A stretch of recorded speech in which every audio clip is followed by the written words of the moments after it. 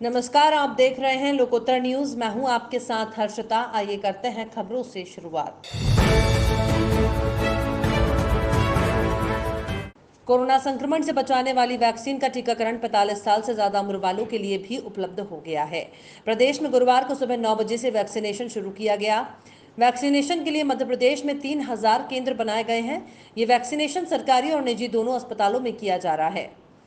सरकारी केंद्रों पर यह टीका निःशुल्क लगाया जा रहा है। गुरुवार को राज्यसभा सदस्य और भाजपा नेता ज्योतिरादित्य सिंधिया ने भी वैक्सीन लगवाई।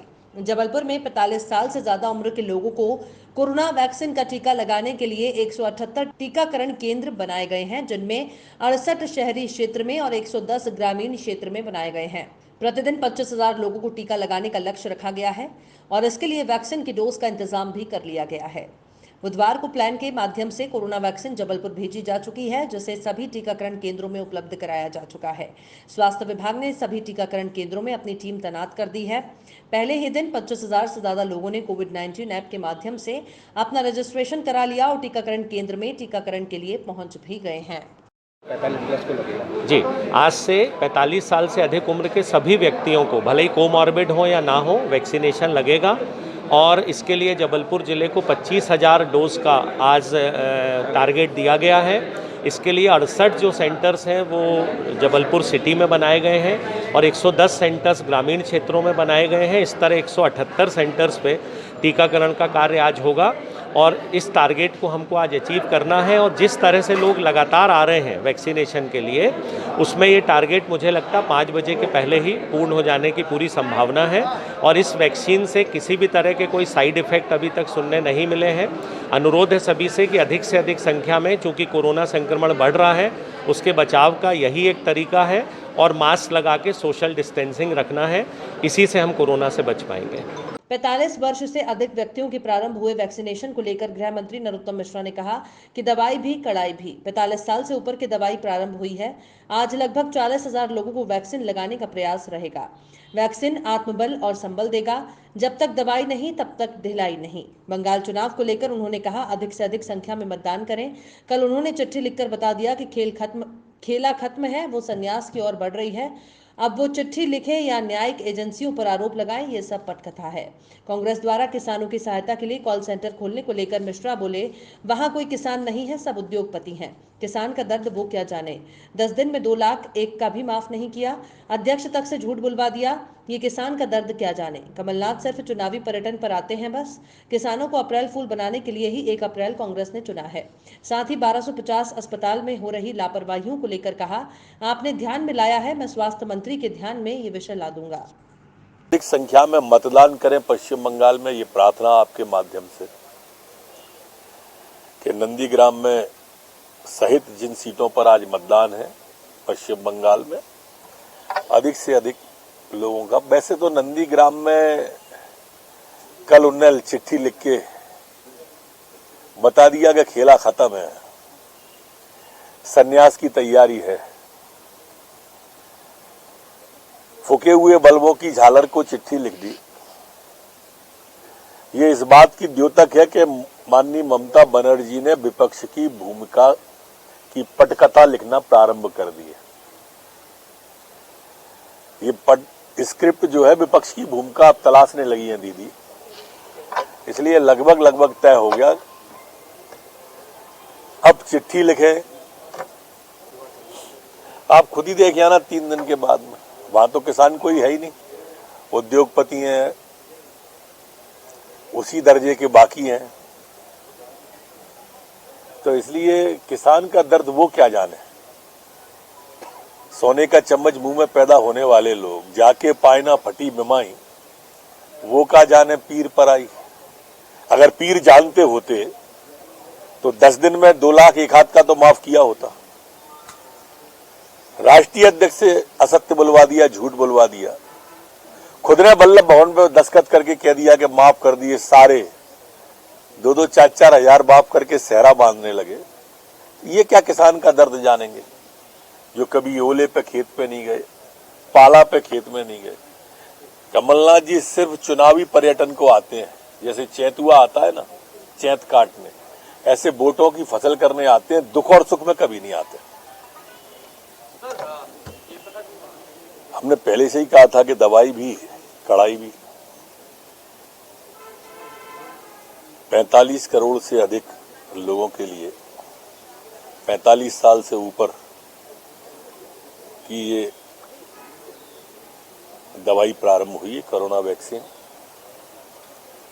मेरी प्रार्थना है प्रदेशवासियों से, आज लगभग 40,000 लोगों को कोरोना वैक्सीन लगाने का टारगेट रखा है। अधिक से अधिक संख्या में जाएं और उसका वैक्सीन लगा के लाभ लें। जिस तरह से कोरोना आया है उसमें वैक्सीन आपको आत्मबल भी देगा, संबल भी देगा और निश्चिंतता भी देगा। अब दवाई ही उपाय है। जब तक दवाई नहीं तब तक ढिलाई नहीं।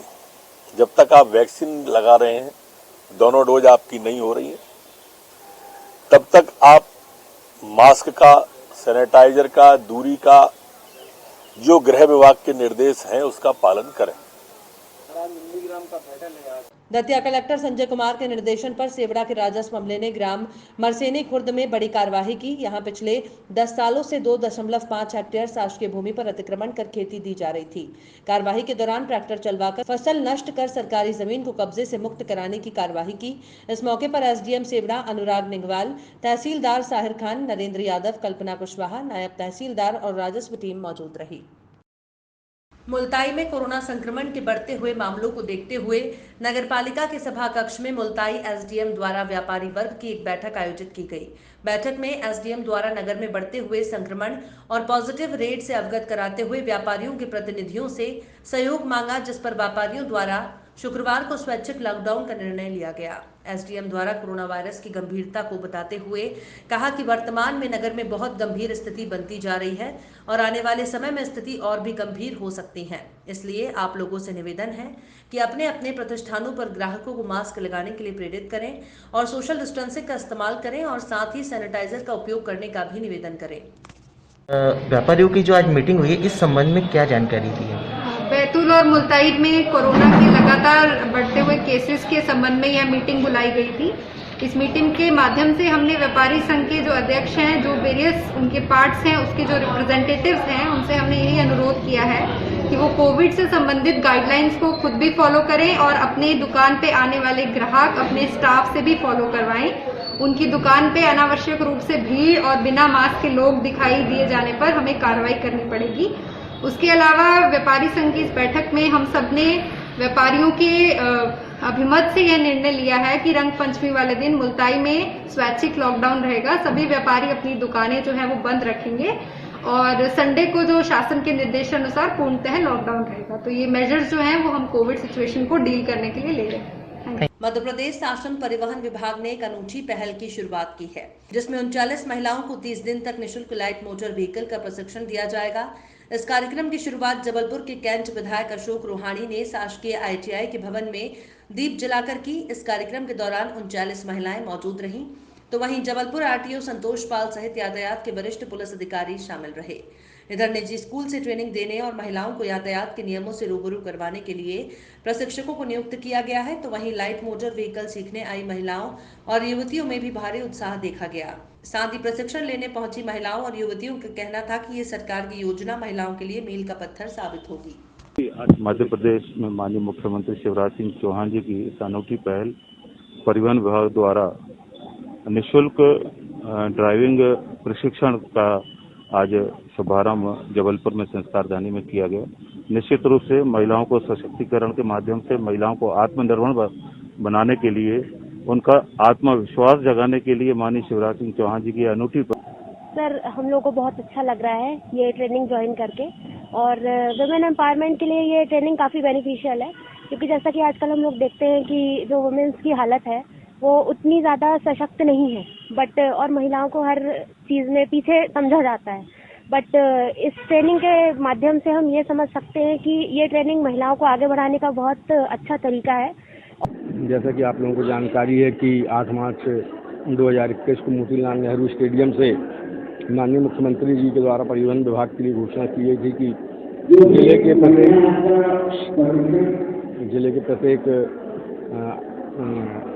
प्रत्येक ITI में संपर्क कर महिलाओं को स्वावलंबी एवं स्वरोजगार बनाने तथा स्वरोजगार उपलब्ध कराने के उद्देश्य से ड्राइविंग ट्रेनिंग का एक प्रशिक्षण कार्यक्रम परिवहन विभाग के द्वारा आयोजित किया जाए। उसके परिप्रेक्ष्य में आज दिनांक 1 अप्रैल से दमोह के जनपद जबेरा की ग्राम पंचायत चिलौट टपरिया में मंगलवार की शाम शॉर्ट सर्किट से लगी आग में किसान की फसल जलने का सदमा ऐसा बैठा कि दूसरे दिन बुधवार की रात में खेत में बने घर में रात 8 बजे कीटनाशक दवा पीने की वजह से जिला चिकित्सालय में उपचार के दौरान मौत हो गई है। प्राप्त जानकारी के अनुसार टपरिया चिलौद हार में मंगलवार 30 मार्च के 4 बजे डोरी से हुए शॉर्ट सर्किट की वजह से खेतों में खड़ी गेहूं की फसल में आग लगने से किसान कोंदू उर्फ बेड़ी पिता राम सिंह अहिरवार उम्र 61 वर्ष की 62 आरे यानी आधे एकड़ से अधिक भूमि में खड़ी गेहूं की फसल आग में स्वाहा हो गई थी। किसान को फसल नष्ट होने का गम इस तरह बैठा था कि उसने खाना पीना सब कुछ त्याग दिया था और वहां फसल के गम में रोता बिलखता फिरता रहता था। किसान बेड़ी अहिरवार के साथ अन्य किसानों की फसल भी आग में जल गई थी, लेकिन सभी ने किसान को खूब समझाया कि गम ना करे, सब कुछ ठीक हो जाएगा। बावजूद इसके किसान के मन में फसल नष्ट होने के सदमे से ऊपर नहीं पाया और किसान बेड़ी ने बुधवार की रात्रि 8 बजे खेत में बने मकान के कमरे में फसलों में डालने वाली कीटनाशक दवा का सेवन कर लिया और कीटनाशक दवा के सेवन से जहर के असर जैसे चीखने चिल्लाने की आवाज बगल के कमरे में सो रहे छोटे बच्चे को सुनाई दी। तत्काल कमरे में जाकर देखा तो बगल से कीटनाशक दवा की शीशी पड़ी हुई और कीटनाशक दवा की दुर्गंध से पूरा कमरा बसा रहा था। नुकसान हो गया, कितना जल गया ये? करीबन 12 दूनी 24 भारतीय 36 40 एकड़ के लगभग यही जली हमारी और वो नीचे की अलग 45 एकड़ करीबन। ये कहाँ से आगे का अंदाजा है कुछ? कहाँ से आई? ये सामने पेड़ देख रहे हैं जी, तो वहाँ से उनको आग निकलते हुए दिखी, तो हम लोग सारे लोग दौड़े और फैलते करीब कितना नुकसान हो गया होगा? करीबन 30 लाख का नुकसान है, 25-30 लाख। किसके खेत रही है? ये हमारे आकाश सेठ का खेत है। जोर से बोलो जरा। फसल में आग लगी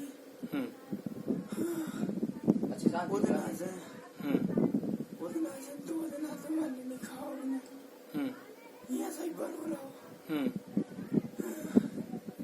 तीसरे दिन टपरियों में रेखवार भी खत्म हो गई थी। तीसरे दिन तो एक दिन पहले उन्हें मुँह से कह रहे भैया अब नहीं करे, तीसरा दिन है मैं सब्जी चाहना सवेरे से चले वो सब्जी ले गई लौट की आज मुझे कह लो मैंने भर गया टमाटर ले गई इतनी कई और पानी में भी उठ के फिर से पर रहा ने फिर खाओ ने कचू शाम भाई पानी भर लिए थे कचू साधन है तो उसमें चले वो टपरे विश्वकर्मा से पूछे उनके जब पानी भरना है और वहाँ डोरी निकली है हम लाइट लगे हैं खेलना कचू तो पानी बस भरने से एक फेस खींच लग तुम जला लग जो पानी चला लग। हाँ भैया पप्पू जी, क्या हुआ था? उनको जो हुआ है साहब के फसल जलने के कारण उनको सदमा हुआ है। सदमा होने के बाद उनने कोई भी कीटनाशक दवाई खा ली। कितने बजे खाई थी? वो खाई वही 8 बजे करीब। फिर कहाँ ले गए थे आप? दमोह ले गए। दमोह में क्या हुआ फिर? दमोह में बाटर चढ़ी। हाँ, वहाँ बाटर चढ़ने के बाद कहा है उनकी थोड़ी शक्तिहीन हो गई, उन्होंने ऑक्सीजन लग गो। हाँ, इसके बाद बस एक्सपायर हो गए। मृतक कौन है किसान आपके? मृतक भाई हमारे। क्या नाम था? बेड़ी लाल उर्फ कोदू लाल। आपका भाई है? भाई है। अच्छा, आपका क्या नाम है? हमारा पप्पू नाम है। पप्पू जी। तो आप क्या चाहते अब शासन से? अब शासन से क्या चाहते साहब, अब वो तो चला गया। अब क्या परेशानी होगी साहब? क्या परेशानी हो गई? अब परेशानी ये क्या है कि ये साल फसलें सब जल चुकी। कोई मुखिया नहीं है, उसके घर में कोई मुखिया भी नहीं है। अच्छा अच्छा। और उसका परिवार में कितने लोग हैं? परिवार में 4 लोग हैं। 4 लोग। कौन कौन? उसकी पत्नी, 2 लड़के, एक नात है। खबरों में फिलहाल इतना ही। आप देखते रहिए लोकोत्तर न्यूज।